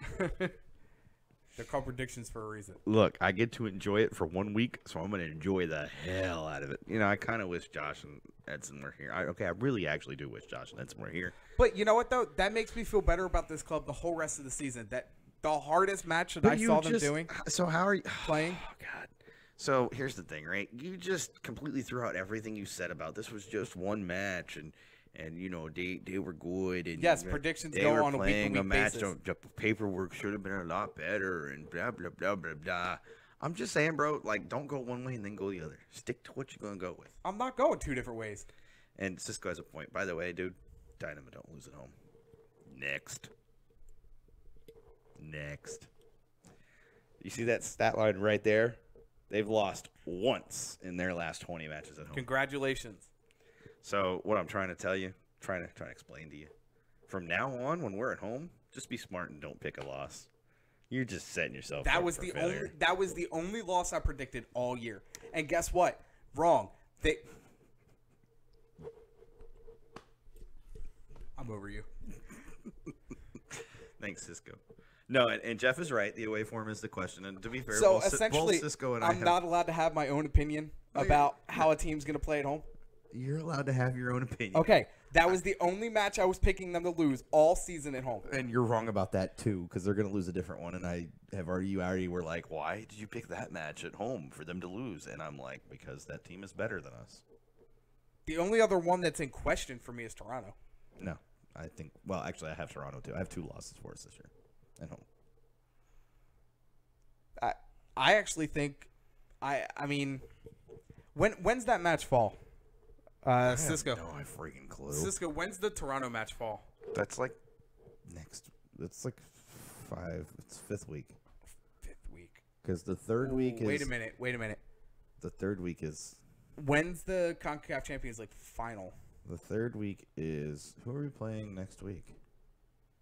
Is that TFC at TFC? No, it's TFC at home. Who do we play next week? Cisco, who do we play next week? Not the Saturday match, but the match after Saturday. Because that will play into my prediction. Is that New York City that we play in New York City? No, it's not New York City. Oh, and I got it right up over there, too. It's DCU that we play in DCU. Then we come back and we play New England, and then we play TFC here. I wonder... April 22nd. Okay, there must be 21st. Cisco, then... Actually, I have it pulled up, I think. Uh-huh. When the Champions League final is. Because... They're not making the Champions League final. Just saying. I think they are. Just saying. You want to get into that Champions League, and then we'll do Dash. Oh wow, it's 8:22. Yeah, then we'll do Dash and. Are we done with this? Yeah, we're done with the scorelines for the week. We'll do Dash. Wait, you didn't do bold. Yes, we did. You did not do bold. Oh, honestly, I didn't do bold either, but that's okay. You got to do yours first. I really don't have one, honestly. Then you're. It's meant to be fun. It's not meant to be you expect it to. I know. I haven't. Kind of like when I was like, yeah, my bold prediction is 4-0, which is actually considered my prediction. That was my bold prediction, and sure enough. Sorry, that was kind of loud. My bad, y'all. I was gonna make another bold prediction, but Darby's on, so I'm not gonna make it too bold. So say TA shows up before kickoff. Well, they always do. Okay, 10 minutes before kickoff. Well, but click on the thing so I can give. I'm going to give Darby some slack here on this. So it's because the reason why they're not in their seats like right before kickoff is because, or a few minutes before kickoff is because they're marching in from outside. They're loud. I appreciate that coming in. I mean, are you talking EB or TA? Because EB shows up 10 minutes before kickoff. I'm not talking EB. I'm talking TA. TA doesn't show up until kickoff. Okay. I was trying Darby. He ain't having none of it. Tigred. I don't think it's what he meant to say, but whatever. Are we going to talk about the U.S. Women's National Team? Yes, we will do that right after the Champions League. Yes. Harry says, looking forward to seeing DCU and Dynamo at the Maryland Soccer Plex. You had it right. That's it. Soccerplex next week, LOL. So I was waiting for that extra couple of words there. But whatever. I think that place. I would hope they bring in temporary seating. So you want my bold prediction? Yeah, good. All right. While I think of mine. Okay, you already said yours. Okay. TA made it in. TA makes it in 10 minutes before the match. My bold prediction is that the referee hurts himself this week and has to be helped off the pitch. Couldn't that wait till Geiger? No. It's got to be Ted Uncle's week, dude. Or Fotis. It's got to be Ted Uncle. Ted Uncle's. It's gonna be fun. See, Darby understands. TA is late because they're trickling in because they're trying to finish chugging all the tailgate beer.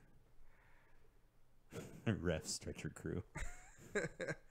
All right, so yeah, an agenda that I am trying to push, and that's following the CONCACAF Champions League. And actually, this past week has been extremely fun to watch in the Champions League. I haven't been able to see the last couple of days. Other than America destroying Tyrrell FC 4-0. Comes as a surprise to no one. The Red Bulls. Maybe FCD just figured they didn't want to actually have to face America, so they were like, "We're gonna lose this match. Is that cool with y'all?" The Red Bulls going to Tijuana, and Estadio. Yeah, that one. I saw that scoreline and I was shocked. In Tijuana, Jolos losing that way to New York Red Bulls. Yeah. Look, I'm gonna be honest. If New York Red Bulls keeps their form up the way they are in CCL, they've got a chance. Yeah. I mean, granted, they're only 3 matches away from winning it all, but 2 matches away from winning it all because it's semis this week, right? Second leg. Okay. Second leg. Yeah, second leg. Second leg of this, and then there's. But they're coming back to you. Okay, now don't get me wrong. Jolos could absolutely destroy them here in New York, but at the same time, I think New York. Yeah, but they got the 2 away goals. New York. That's a tough out, especially when they've got the 2 away goal lead. Yes. And then probably what I've got to say is the best match so far of the CCL. Toronto beating Tigres 2-1 in Toronto. Is that really a surprise? I mean, as far as the best match in the CONCACAF Champions League so far. No, it's not a surprise that it was the best match. The result is the surprise. Well, but I mean, it wasn't Toronto. Now they've got to go to Tigres' stadium, but and that's a totally different ball. Tigres looked very good in the first half, and then all of a sudden Toronto at a halftime did not let their foot off the gas. Well, that's good because they looked like crap all. in their first match versus Columbus. But whatever. But I think we can see where they're putting all their money. And probably the biggest shocking match is the Sounders 1-0 over Chivas in Seattle. Are going to look really bad this year. Yeah, they're starting to worry me, actually. Which is sad because I really want to see Will have a good season. Yeah. I'm one of the few that still thinks Will is a good player. And then so next week that sets up Red Bulls hosting Tijuana. It's 8 o'clock our time. All these matches can be found on Go90 as well, so it's free. Tuesday. That's Tuesday, and the Tigres will be taking on Toronto in Monterrey. That's 10 o'clock. See, Monterrey. We'll see if Edson wants to hang out. Oh, 10 o'clock. Oh, damn, that's so late. Aren't you working Wednesday? I will still stay up and watch that match. I open on Wednesday, but I don't have class Wednesday night this Wednesday. So okay, so you're gonna nap Tuesday after you get done with class, or after work. I'm sorry, after work Tuesday, and then you're. Well, I'm off work on Tuesdays.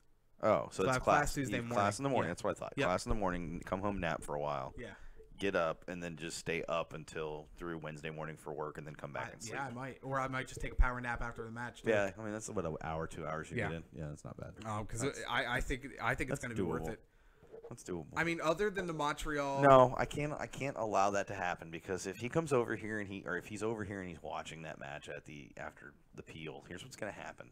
It's going to be the Patriots and Eagles all over. No, because it's not that I'm like cheering against. Send a voice message. You should play it. It's not that I'm cheering against Tigres. I'm cheering for Toronto because I just want an MLS team to win it. No, I know. I meant in terms of how Edson left here. Oh, he was salty. Yeah, that's what I was referring to. I hope Tigres. I mean, I'm confident Tigres can pull it out, but okay. So let me ask you this hypothetical then: what happens if Toronto does beat them in Monterrey? Does Toronto win it all? No. They lose Club America? Club America is on a totally different level right now. Do you think Seattle beats? So Wednesday's match, March 14th.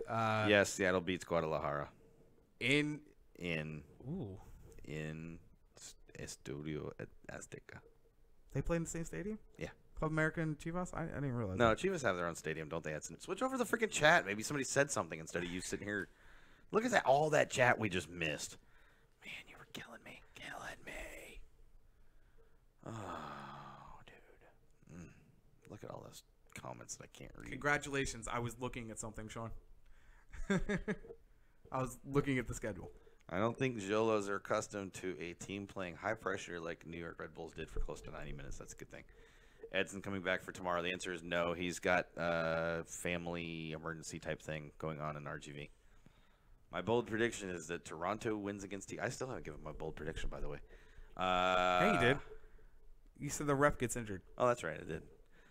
Man, I am tired and out of it this week. Just taking it out of me. All right, go back to the CCL, Mr. And then Wednesday, March 14th, you do have Toronto. They're going to get destroyed by America. And then Chivas and Seattle, 10 o'clock. And like I said, I expect Seattle to win that match in Chivas, wherever that is. In Guadalajara. So there's that. Uh-huh, yeah. Do you want to? We'll do the big dash news then. I'll let you cover this whole one. No, we need to go U.S. Women's National Team. You want to do that first? I think we stay Houston related first.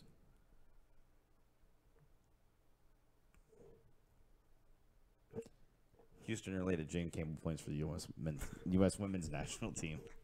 She's probably better than most of the goalkeepers we have for the men's national team, except for Zach Steffen, who, by the way, is a phenomenal goalkeeper.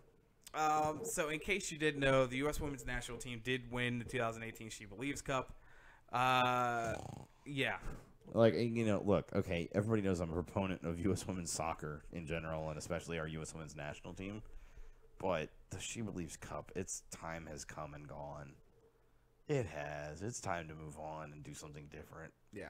It's the format is boring. The teams don't care as much. Beat England 1-0, or you can say England beat themselves 1-0. Yeah, that's exactly what happened. The only way they won this game was from an own goal. Mm-hmm. And look, if I'm the women's national team, I'm not impressed with the way they played in this tournament. This is the same type of way they did it last time, though. I mean, it wasn't like they were dominant in the last She Believes Cup. They won it, and they won it. It's kind of squeaked by a little bit. I was just unimpressed. No surprise there. No surprise there at all. Next. Yeah. All right, we talked about the U.S. women's national team. So go ahead, Sean. All right, so we just did. No. That was our discussion about it. We're talking. Okay, we're talking. Cool, we're talking. I don't know which one. I'm going to be honest. I didn't watch that specific match. I did see some highlights of some of the other matches. I don't know. It was hard for me to actually care, this She Believes Cup. And it's probably because I just didn't care. Yeah. Didn't have the energy to care. So we're looking at the 1-0 loss over Germany March 1st. But 1-1 draw versus France. Germany's not the same team they've been in the past. France is a much better team. I feel like if France and the U.S. women's national team played 7-8 times, then it would be 4-4. It would come to a draw. I'd have to say, other than the final, because the finals attendance wasn't that great. There was only 12,000 that showed up. Mm-hmm. The attendance for the other two matches weren't too bad. 25,000. I disagree completely. You're versus Germany, and you drew under 15,000. And a very cold Columbus. I get that, but that's 2,000 more than what they drew in Orlando and March 7th was like a Friday, if I'm not mistaken. Well, that's what I'm saying. The attendance that was for the final Tuesday. was horrible. That was Wednesday. No, no. On a Wednesday? No. Yeah. And it was probably raining too, I'm sure, because it's Orlando on a Wednesday. Yeah. I don't think it was raining too bad. It but rains some Wednesdays in Orlando. Dash news. Yes, a thing that happened while we were on the air. Kristen Press will not be playing with the Houston Dash. That's unfortunate. There's going to be some hell to pay for that somewhere along the way. So we traded for her. Mm-hmm. Okay. 3-way player trade. Yep, we got rid of Morgan Bryan and Carly Lloyd for her. Yes. Mm-hmm. If a player refuses to play, does that negate the trade? No, not at all. You traded for her rights, not for the player. Gotcha. Because remember, I mean, the player plays for the U.S. Women's National Team. Did what's his name DM you the link for that? What's his name? Cisco. No, it was Andres. Andres. I don't know if he DM'd me. Wow, you couldn't even use his first name. It's just, dude, that's just horrible. I'm gonna see if I can pull it up. I got it right here, bro. He tweeted. Told you he put it in the Discord chat.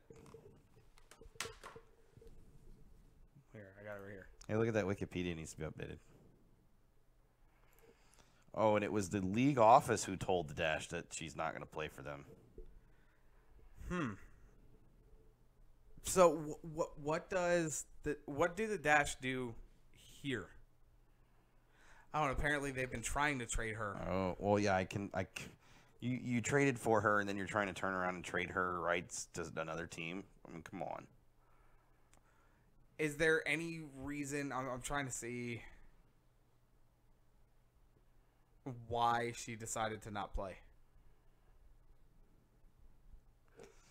Multiple sources told the Chronicle in January that before the Dash agreed to the trade, the club received assurance from Press's representative and from a league official that Press would stay in the NWSL in 2018.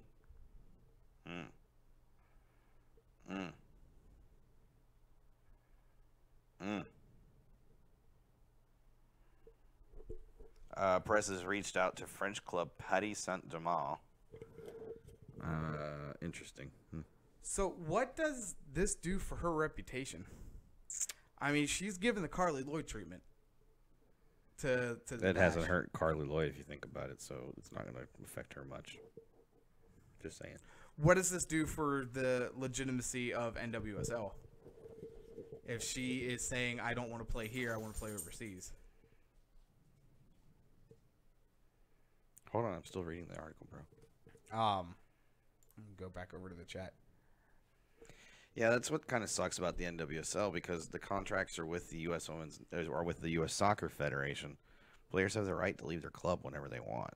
You know, if you're with the U.S. Soccer Federation. Jeff says, check out Howell's take. Cisco says he wonders if Press doesn't want to be behind Ohio as far as the face of the franchise. I doubt that's it. No, I think they would both end up being the faces of the franchise. You know, I have to wonder if part of it is, because there's been quite a few U.S. Women's National Team key players that have gone overseas. But I have to wonder if maybe some of it also is that players are hearing that there's, concerns about the Dash front office and their aptitude to be able to run an organization well. Because you look at it, in the last 2 years, we've had Morgan Bryan, Carly Lloyd, and now Kristen Press all leave and basically threaten to go overseas, and 2 of them have done it successfully. Morgan Bryan has now left NWSL to go play overseas as well. Crystal Dunn did it, but not for the Dash. Andresina asked to be traded. It wasn't that she was being traded. She was asked to be traded, or she asked to be traded. And there are countless other examples of players that have requested to leave the franchise because they feel like they're going to get better opportunities elsewhere. I mean, it just, to me, it's Poliana, another Brazilian, asked to be traded too. It's just a trend to me. It is a trend, and it is concerning. Even with Vera there in the front office at the coaching helm, even with Lisa Cole as her not backup, but as her assistant coach. It tells me, though, that there are significant concerns among the NWSL players about the Dash's capabilities to run a franchise. Say what you're going to say. Then why don't they just try to do it like they did with Lloyd, where, okay, Press, we understand you don't want to be here 100%. How about we loan you out overseas? They didn't loan her out. She went and signed a contract. They don't have rights to loan. They don't have her rights at all. The rights for Kristen Press and the rights for Carly Lloyd reside with U.S. Soccer, not with NWSL clubs and not with the league. Then that's a problem. That's the problem. And to be fair, even if it wasn't the problem, then why did Lloyd come back? Well, because there was only half season over there, and she wanted to play the rest of the other half of the season back here. I mean, Lloyd did to some degree at least care. She wanted to, she wanted to save face, but it's just a sticky situation.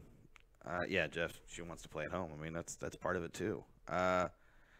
It's a sticky situation because with the way the NWSL is set up, and I think that I think this would actually be worse if the NWSL was not set up the way that it is, where if clubs owned the players, then while they wouldn't be going overseas like they are right now, I think we'd see a lot more Kyle Laren situations. Yeah, but at least there's a whole legal pursuit that can follow, like there was with Kyle Laren. In regards to FIFA. Yeah, but then what you'd ultimately end up with is you'd end up with players that aren't giving it their all. You'd end up with a lot of, lackadaisical play. Yeah. I saw Cisco. What are they down 3 with like 2 minutes to go or something like that? Oh, tie game. Oh, that's even better. Hey, Cisco, I demand score updates every time the Rockets score or the other way around. Let's go, Rockets. 17 in a row, baby. Oh, look who decided to show up. Brutus, you can't. No, not. I can't. Brutus, what the frick, dude? Brutus, come on, bro. All the way over here. Come on. There you go. I'm tangled. He's joining us for the late night segment. Your dog is so freaking chill. It's amazing. I wish my dog was that chill. 104, 102 Toronto, under a minute left to play. I'm tired of hearing this with NWSL. I really am. Mm-hmm. Your rights are with a team. Play for the team. Cry bat in the offseason. I think one of the big problems is that NWSL is not competitive enough. I know that seems really strange to say, but the best teams aren't in NWSL. No, they're in Europe. And I'd even say Mexico here soon. I don't know about the best teams in Mexico. I think they have. That's a tough sell, my friend. There's a reason behind it. If you remove Portland and Seattle And Orlando. So from 1/3 of the league. What's the support behind the rest of the clubs? Not very good. Good enough that Vancouver's looking to start a club in 2019. Good enough that 2 other teams have contacted the league about starting franchises in 2019. I don't know. I just feel like Mexico as a nation would care more because sport is so popular Mexico there. does not care about the women's national team. I mean, they had a good showing for their women's national or women's team, women's games, but it's not the same. I mean, you could have the support there, but it's just not the same. It really isn't. I mean, Edson can probably speak more to this anyways, but it's just not the same. Yeah. I guess we'll set up the schedule for the weekend for MLS because I'm over talking about players that don't want to play here. We will have Columbus Saturday at noon taking on Montreal Impact. Thoughts on that? Do you have any? Columbus going to beat them. Yeah. Next. This should be interesting. So it's the slugfest of the two crappiest teams in the league. Yeah. New England Revolution hosting Colorado 12:30. Colorado wins it 2-1. Really? Yep. I could see that. Oh, that's right. They have a guy named Howard. It had nothing to do with Howard. It's Baji. Yeah.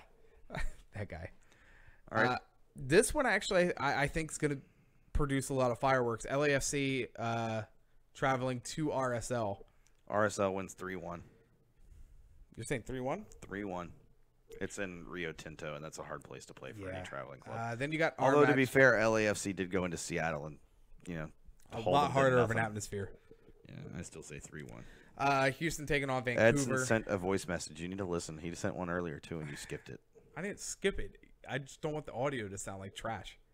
Well, you could at least listen to it. I don't even know what the hell he's saying. I'll listen to it here in a second. Chicago Fire in their first match of the season. By the way, who in the world thought it was a brilliant idea to have a couple teams have a bye in the first week of the season? I think every team should play the first week of the season. Yes. British, you are such a whatever.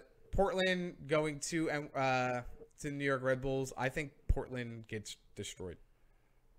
Yeah. Well, you know what? I'm gonna throw something out there. New York is playing in CCL, and they're taking it seriously. And they are taking it seriously. I think their players may be a little tired, may have a little bit of jet lag. I still think they beat them. I think you're probably right. Orlando hosting Minnesota United. I think Minnesota United is going to be the same garbage Minnesota United they were last year, and I think Orlando beats them 3-0. I disagree, but okay. That takes us to Sunday. They didn't make any moves in the offseason. None that really matters. Minnesota was competitive against a very good San Antonio squad. Very good San Antonio squad. It's going to surprise some people. It's going to surprise me, actually. I think we'll see Minnesota actually keep it close and win in the late stages of that match.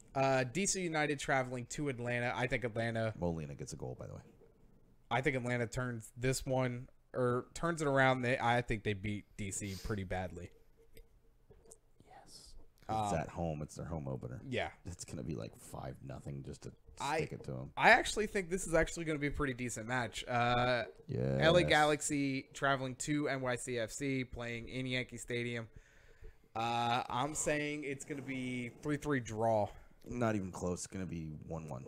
Really? You got to keep in mind, too, that New York City is not good at home, and LA Galaxy are not good. I mean, they are good on the road, but it's a smaller pitch, so it doesn't really play to their strengths. That's why I'm thinking a lot of goals. No, I'm thinking 1-1. I think it's going to be very choppy. I think it's going to be a lot of fouls. I think it's going to just be a clunker of a match, like pretty much every match at NYCFC's home stadium is. Yeah. It's a. Go back up. 106, 105, 7.2 seconds left. Come on, Rockets, finish this out. I can see that. Jeff, Utah Royals seem to be setting themselves up. Yeah, that's going to be another. That's going to be another club. Yeah. Yeah. See, I think LAFC wins this weekend. Cisco brings up a good point. Can't do that with 23 teams. That's well. exactly Then right. you know what you should do. Then your champion gets week 1 off. No. Or who do you do? The bottom dweller or the worst team in the league gets the first week off. I think you do. You have one team. The bottom dweller has to play 2 matches the first week, a midweek match and then a end of the week match. So at least everybody plays the first week. Yeah, but who's the? I see what you're saying. Yeah, so they play 2 matches and then everybody else plays 1. Yeah. Then at least you get. I mean, you can do it with 23. It's just that's how you do it. So what you would do is you would do. Okay, so maybe not. Maybe actually what you do is you do the top 2 teams face in that midweek match, and then the. I can tell you why they don't want to do that. CCL. Yeah, no, that's why I said bottom team. It would suck. It would be the worst thing to watch. Yeah. Because you'd start with a terrible presentation. So maybe you take like a mid-table. You take 2 playoff teams, maybe 2 teams that played in the playoffs.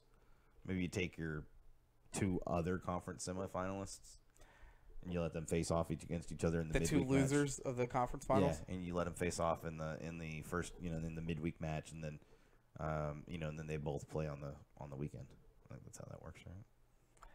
One of them plays on the weekend. You'd run into so many issues though, because how many times have you had, say, a Supporter Shield winner going to the conference final, losing in the conference final, and then you still have. I'm just saying, there's ways to do it. Well, yeah, I know, but then you have a Canadian team that wins. Canadian team that goes to the MLS final, and they lose, but then you still have another team that wins the MLS Cup final. So all 3 of those teams Rockets. would go. Yeah, huh? It would just be tough scheduling wise. Let's go Rockets. And I can see why if MLS wants to push Champions League, you're not going to schedule a match the same day as the Champions League. No, they're not. Well, I mean, and that's when you look at your Champions League teams and you go, okay, which ones, we know which ones are going to be playing. We know who's made it. Not those teams, and then you pick your 2 best teams out of the rest. You're trying to, but see, you want your ratings to go to CCL for that day. You don't want it to be MLS and CCL unless you did it as a very early match. I'm saying like a 2 o'clock kickoff, 3 o'clock kickoff. Because your CCL matches typically start in the earlier rounds 7, 9, and then sometimes 10. Okay, that's fair. It just sucks. One team would have to be off week 1. Yeah. And I'm thinking you let your champion off. But see, Toronto gets screwed anyway because they play. Actually, no. Toronto would. I would be okay if Toronto had off week 1 because they're also playing in the CCL that week. But they didn't. They didn't have off. I know. That's what I'm saying is you give them off week 1 in MLS. So they gave off Chicago, and who was the other team they gave off? They gave off 2 Colorado? teams. Colorado. I mean, come on. You're 2. I mean, Chicago's a good team. What would have been 3? Yeah, it was 3. Who was the other team? New York Red Bulls were off. Yes. They were bad. Yeah. So basically, they gave preference to. Oh, that sucks, but not a surprise. I mean, the streak eventually had to come to an end. Yeah. I don't understand how New York gets the week off when nobody else did from CCL.